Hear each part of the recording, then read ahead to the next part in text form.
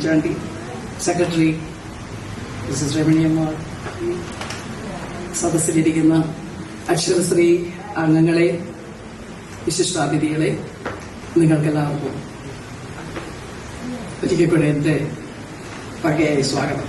10ാം വാർഷികം അക്ഷരശ്രീയുടെ ആഘോഷിക്കാന്ന് പറഞ്ഞാൽ വലിയ സന്തോഷമാണ്. ഇതിന്റെ ചുക്കാൻ പിടിച്ചത് സന്ധ്യ നവീനാണ്, എന്റെ പ്രിയപ്പെട്ട ശിഷ്യ. തിരുവനന്തപുരത്ത് വെച്ചതിന്റെ കാര്യം കുറച്ചുകൂടെ മറ്റുള്ളിടത്തേക്കാൾ കുറച്ചുകൂടെ യങ്ങർ ജനറേഷൻ തിരുവനന്തപുരത്തായതുകൊണ്ട് ഓടി നടക്കാനൊക്കെ പറ്റുമല്ലോ എന്നുള്ള ഒരു ആഗ്രഹത്തിൽ കൂടിയാണ് തിരുവനന്തപുരത്ത് ഈ പരിപാടി വെക്കാനായിട്ട് ആഗ്രഹിച്ചത്. അനുകൂലമായ കാലാവസ്ഥ ആയതിനാൽ അല്ലാത്തതിനാലായിരിക്കും ഓഡിയൻസ് ശുഷ്കമായി പേരെങ്കിലും ഉള്ളവർ നമ്മുടെ അഭ്യുദയകാംക്ഷികളാണ്. വളരെ സന്തോഷിക്കുന്നത്. വിശിഷ്ടാതിഥികളൊന്നും നമുക്ക് അപരിചിതരല്ല. ഇപ്പൊ പറഞ്ഞ സ്വാഗത പ്രസംഗത്തിൽ കേട്ടതുപോലെ സുധീര മാഡം കഴിഞ്ഞ വർഷം നമ്മുടെ പ്രോഗ്രാമിന് വന്നിരുന്നു. ഏറ്റവും ആദ്യം തന്നെ ഇനോഗ്രേഷന് മുമ്പ് തന്നെ, അതായത് 2015 ഡിസംബറിലാണ് അക്ഷരശ്രീ BCM കോളേജ് വെച്ച് ഉദ്ഘാടനം ചെയ്യപ്പെടുന്നത്. അതിനു മുമ്പ് തന്നെ ലോഗോ റിലീസ് നടത്തിയത് ശ്രീമതി ഭാഗ്യലക്ഷ്മിയാണ്. അത് ശ്രീമതി പുഷ്പമച്ചാണ്ടിയുടെ ഭവനത്തിൽ വെച്ചായിരുന്നു. മനോഹരമായ ഒരു രംഗമായിരുന്നു. അങ്ങനെ തുടങ്ങിയ അക്ഷരശ്രീ പിന്നീട് ഉദ്ഘാടനം ചെയ്യപ്പെട്ട നിരവധി പരിപാടികളിലൂടെ കോളേജുകളിലും സ്കൂളുകളിലും മറ്റ് സ്ഥാപനങ്ങളിലുമായിട്ട് നിരവധി പരിപാടികൾ നമ്മൾ ആവിഷ്കരിക്കുകയുണ്ടായി. അതുപോലെ തന്നെ സ്കൂളുകളിൽ ഇങ്ങനെ വായന, ഞാൻ അതിനെക്കുറിച്ച് കൂടുതൽ ദീർഘമായിട്ട് സംസാരിക്കുന്നില്ല, നമുക്ക് വേഗം നിർത്തണം. അതുകൊണ്ട് ഞങ്ങളുടെ വെബ്സൈറ്റിൽ എല്ലാ ഒരുമാതിരി റിപ്പോർട്ടൊക്കെ ഉണ്ട്.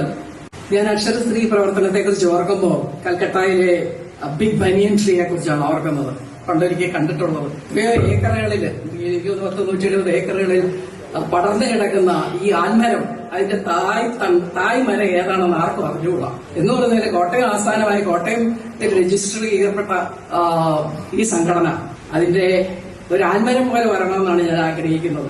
ഇതിന്റെ തായ്വേര് ഏതാണെന്ന് കണ്ടുപിടിക്കാൻ പറ്റാത്ത വിധത്തിൽ അതുപോലെ പടർന്നു പന്തലിച്ച് എനിക്ക് ഇപ്പോഴും ഒരു മെറ്റഫറായിട്ട് തോന്നുന്നത് ഈ ആൽമരമാണ്. അക്ഷരശ്രീ ചിന്തിക്കുമ്പോൾ ഞാൻ അതിനെക്കുറിച്ചാണ് ചിന്തിക്കുന്നത്. അതുപോലെ ദർശനം കാഴ്ചവെന്നും പറയാൻ വിശദമായിട്ട് ഗ്രോ ആൻഡ് ബി എംപവേർഡ്, അതാണ് നമ്മുടെ തീം. പിന്നെ എഴുത്തുകാരുടെ തന്നെ നമ്മള്, അതായത് വായിക്കുകയും എഴുതുകയും ചെയ്യുന്ന ഒരു കൂട്ടം സ്ത്രീകളുടെ പെൺകുട്ടികളുടെയും കൂട്ടായ്മയായിട്ടാണ്. അങ്ങനെയാണ് തുടങ്ങിയത്.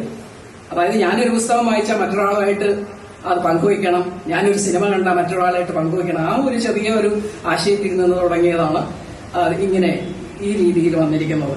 അപ്പൊ അത് കുറെ കൂടെ വിശാലമായിട്ട് കുറെ കൂടെ ആഴത്തിൽ ആ ഒരു ലക്ഷ്യം സാധിച്ചെടുക്കാനായിട്ട് നമുക്ക് കഴിയട്ടെ എന്ന് ഞാൻ ആശംസിക്കുന്നു. പിന്നെ എഴുത്തുകാരുടെ ധർമ്മത്തെക്കുറിച്ച്, എഴുത്തുകാരെ വ്യത്യസ്തരാക്കുന്നത് അവരുടെ ആ ദർശനമാണ്, കാഴ്ചപ്പാട്, അവരുടെ ആർദ്രത, വിശാലത. ഒരുപാട് അതിന് വിശദമായിട്ടൊക്കെ എനിക്കൊന്ന് റോണപ്പൂർ സാർ അതിനെക്കുറിച്ച് പറയുമായിരിക്കും. എഴുത്ത് ലോകത്തെ സംഭവിക്കുന്ന അപജയങ്ങൾ ഒരുപാടുണ്ട്, എഴുത്തുകാരുടെ ഇടയിൽ സംഭവിക്കുന്ന അപജയങ്ങൾ ഒരുപാടുണ്ട്. പക്ഷെ ഒരുമിച്ച് എങ്ങനെ ഒരു സമൂഹത്തെ നന്നായി നയിക്കാം, സമൂഹത്തെ ഒരു വെളിച്ചത്തിലേക്ക് നയിക്കാം എന്നുള്ളത് എഴുത്തുകാർ വിചാരിച്ചാൽ സാധിക്കുമെന്ന് ഞാൻ വിശ്വസിക്കുന്നു. കഥാർസിസിലൂടെ ആ ഹൃദയ ധ്രുവീകരണമൊക്കെ നടക്കുന്നത്. അപ്പൊ അതങ്ങനെ എല്ലാവരും എഴുത്തുകാരെയും കവികളെ എല്ലാം ഉൾക്കൊണ്ടുകൊണ്ടുള്ള ഇതാണ്. അപ്പൊ അത് അതിനെ എല്ലാവരും കേട്ടിട്ടുള്ള കാര്യം തന്നെയായിരിക്കും അത്. അതുകൊണ്ട് അത് വിശദമായിട്ട് വരുന്നില്ല. അപ്പൊ ഒരു പ്യൂരിഫിക്കേഷൻ ആൻഡ് ക്ലൻസിങ് ആണ് സംഭവിക്കേണ്ടത് സാഹിത്യത്തിലൂടെ.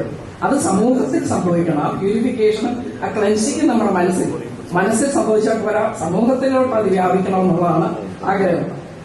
അതുപോലെ ഇതിന്റെ കൂട്ടത്തിൽ പറഞ്ഞാൽ അരിസ്റ്റോട്ടൽ കഥാർസിസിനെ കുറിച്ച് പറയുമ്പോൾ നമ്മൾ ബ്രക്റ്റിന്റെ തിയറി ഓഫ് ഏലിയനേഷനെ കുറിച്ച് ചിന്തിക്കും. അന്യവൽക്കരണം അത് വേറൊരു വ്യത്യസ്തമായ ചിന്താഗതി.